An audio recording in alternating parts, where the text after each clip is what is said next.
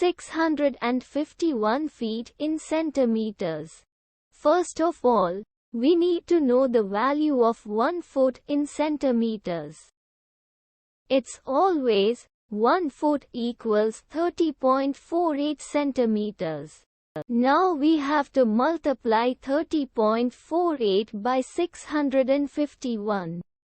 Therefore, 651 feet times 30.48 centimeters equals 19,842.48 centimeters.